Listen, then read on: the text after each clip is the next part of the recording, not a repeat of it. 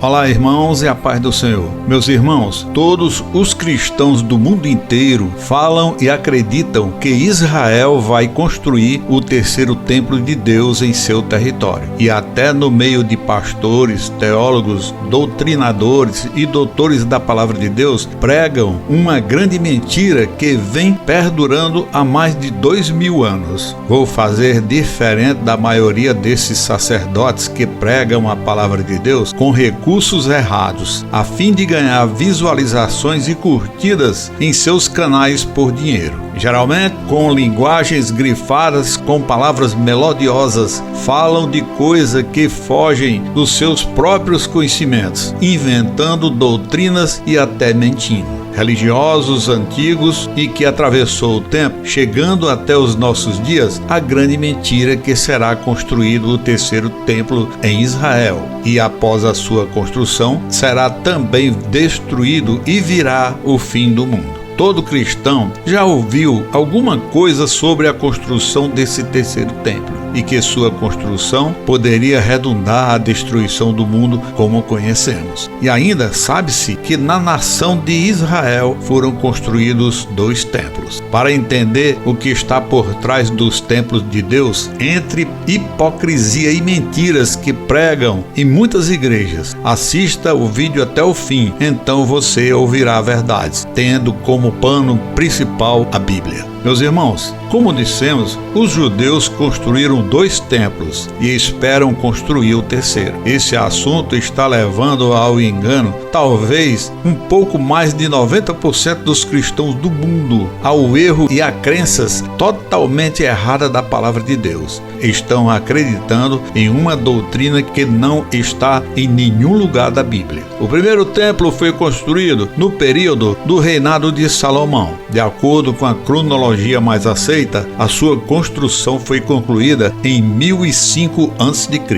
Este primeiro templo foi destruído na invasão babilônica a Israel em 586 a.C., quando os israelitas foram aprisionados à escravidão na Babilônia por 70 anos. Ocorreu que o rei Ciro da Pérsia conquistou o Império Babilônico, autorizou a repatriação dos israelitas para Jerusalém, quando o escriba Esdras, descendente da casa de Davi, liderou uma grande leva do povo de Deus de volta para sua terra natal. Essa repatriação dos judeus inspirou a construção do segundo templo no mesmo lugar do anterior, no Monte Moriá, dentro da fortificação das muralhas de Jerusalém. Os judeus sempre tinham o propósito de construir os seus templos no mesmo lugar, no Monte Moriá. E por quê?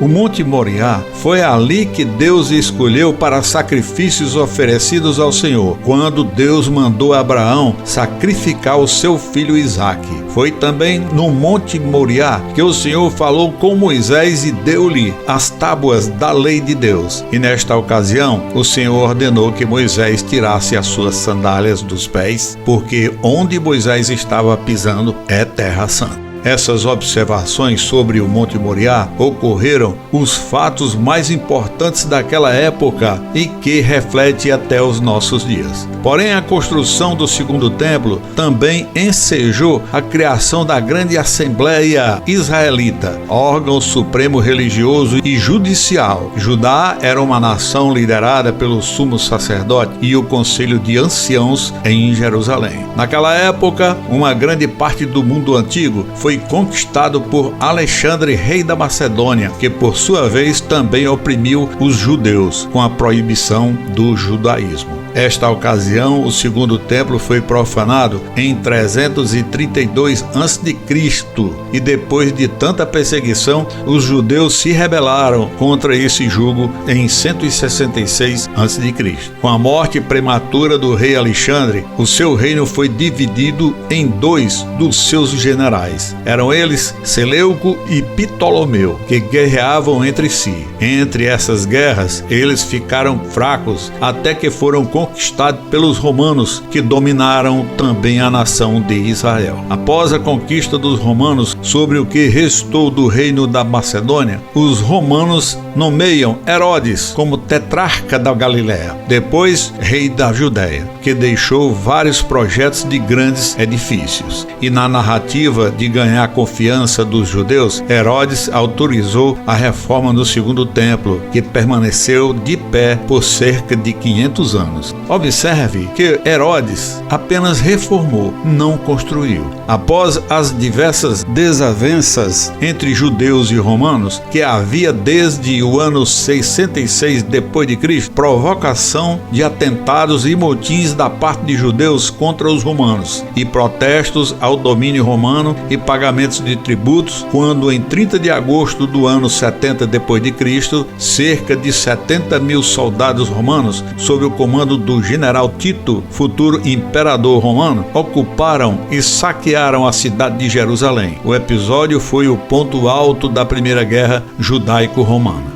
Os revolucionários judeus, chefiados por Eleazar, filho do sumo sacerdote, ocuparam o templo e, após dias de luta cruel, mataram todos os soldados da segunda legião romana. Até que finalmente, e após 4 batalhas no Monte do Templo, onde os judeus defenderam ferozmente sua posição, mas os romanos venceram os judeus, invadiram o templo e o saquearam todas as suas riquezas, que aconteceu em 30 de agosto do ano 70 depois de Cristo. Meus irmãos, esses episódios até aqui é apenas para ilustrar sobre a provável construção do terceiro templo. O que vamos objetar sobre essa construção do terceiro templo com base nas narrativas de alguns versículos contidos no livro do Apocalipse e também sobre o que o profeta Ezequiel narrou nas páginas do seu livro, a partir do capítulo 40 até o último capítulo, o 45 especialmente. Naquelas páginas estão as narrativas detalhadas de um templo muito complexo, onde culminaria na glória de Deus e como o seu povo deve e vai proceder.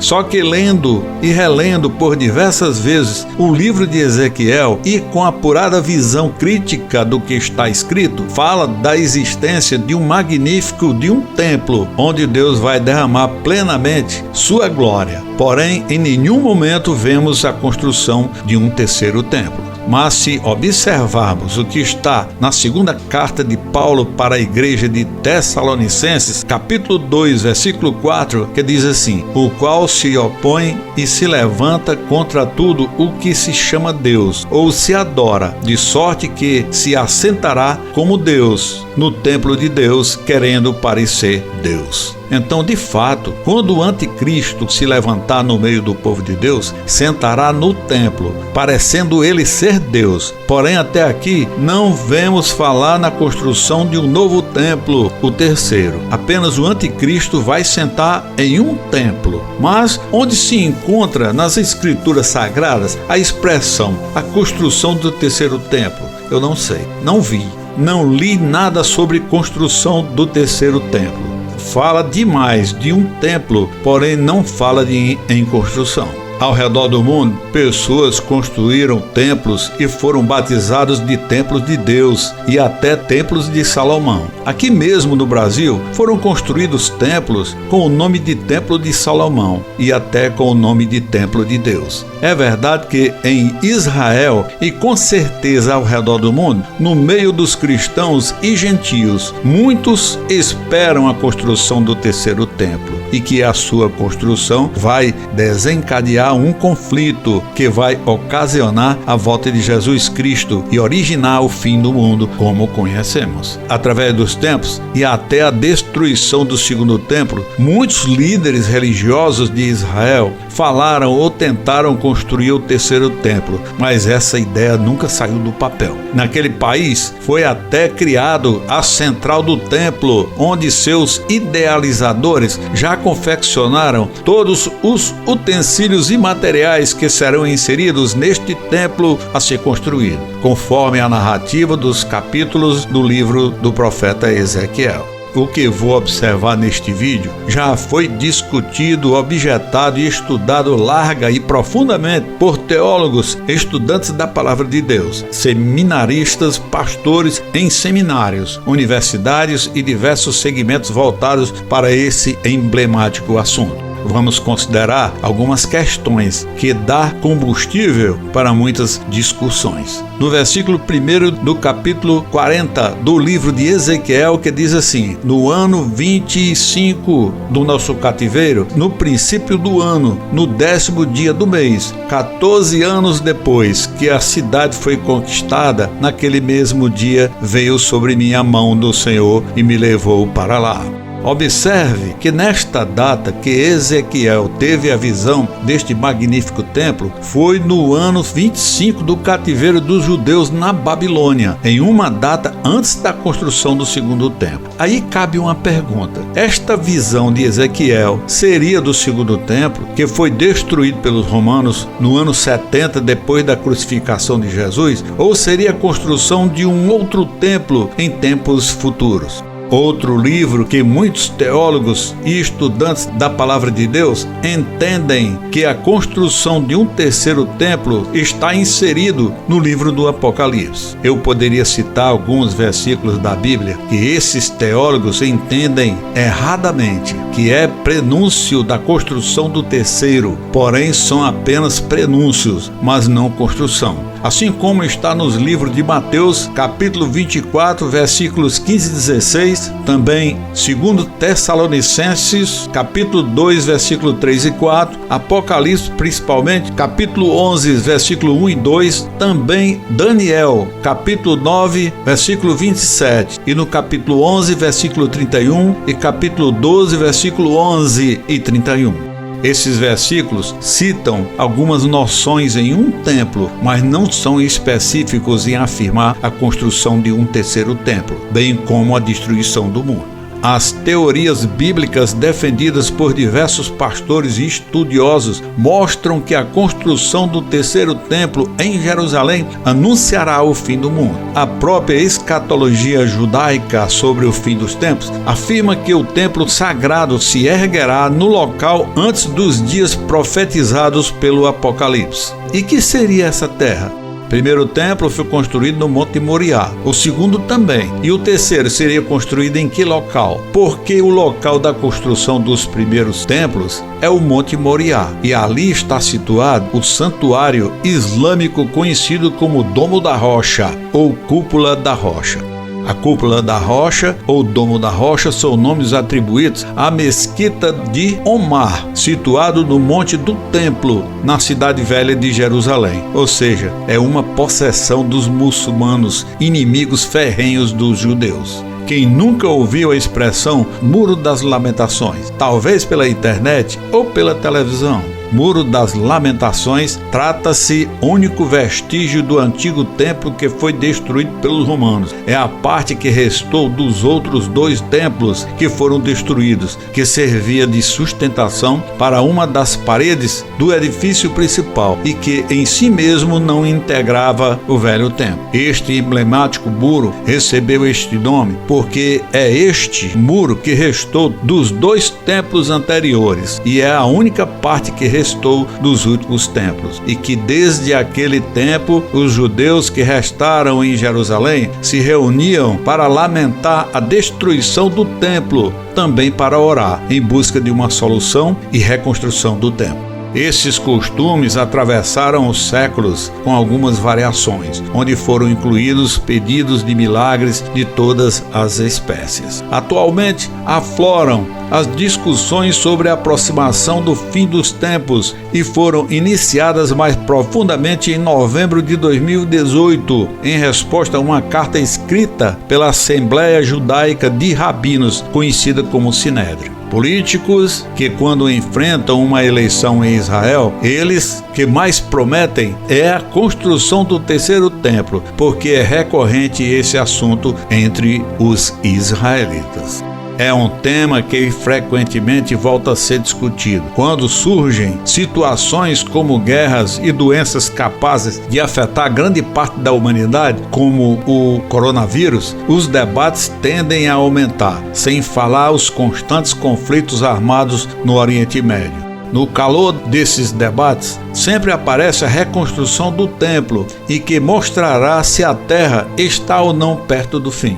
A construção desse templo desempenha um papel crucial na tradição judaica e é o alvo central nas profecias interpretadas pela maioria dos cristãos. No meu entendimento pessoal, e ninguém pode acompanhar o meu raciocínio, porque eu não sou o dono da verdade. Porém, um templo, para ter um trono no qual Jesus Cristo, que marcará a sua volta e sentará e governará a vida de todos por 1000 anos, tem que ser um templo, além de magnífico, tem que ser puro e santo como ele é. É um templo que nunca poderá ser construído por mãos humanas e pecadores. Tem que ser um templo arquitetado por ação espiritual como Deus o é. Ademais, o templo descrito pelo profeta Ezequiel no capítulo 43, no versículo 18, que diz assim: E disse-me, filho do homem, assim diz o Senhor Deus, estes são os estatutos do altar no dia em que o fizerem,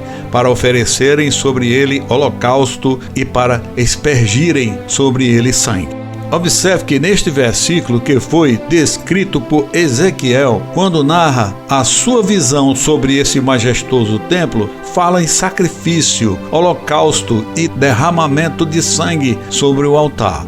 Antigamente, os pecados das pessoas eram pagos com esse derramamento de sangue em cima do altar do templo. Só que Jesus derramou seu precioso sangue na cruz pelos pecados de todos, sejam eles do passado, presente e de todo o futuro, porque ele foi o sacrifício vicário e o véu do templo se rasgou no momento de sua morte, significando que o seu relacionamento não seria mais através de profetas, significando também nenhum sangue mais seria derramado para pagamento de pecados. O livro do Apocalipse, capítulo 21, do versículo 2 ao 4, que diz assim: Eu vi a cidade santa, a nova Jerusalém, que descia do céu. Ela vinha de Deus, enfeitada e preparada, vestida como uma noiva que vai se encontrar com o noivo. Ouvi uma voz forte que vinha do trono, a qual disse: Agora a morada de Deus está entre os seres humanos. Esse templo, ou seja, a Jerusalém celestial, é a cidade que Deus fará para os fiéis.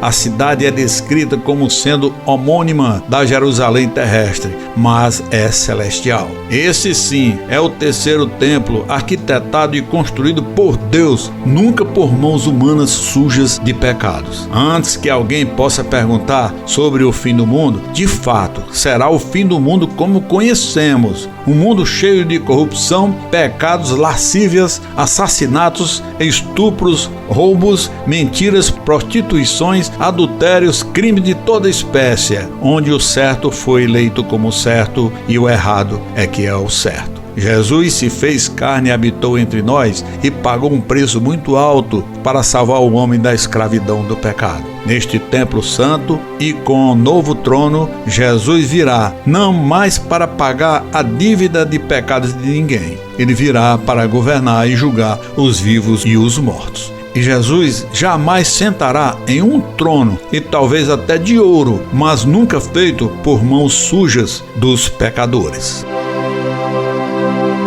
Amém, irmãos, e fiquem com Deus.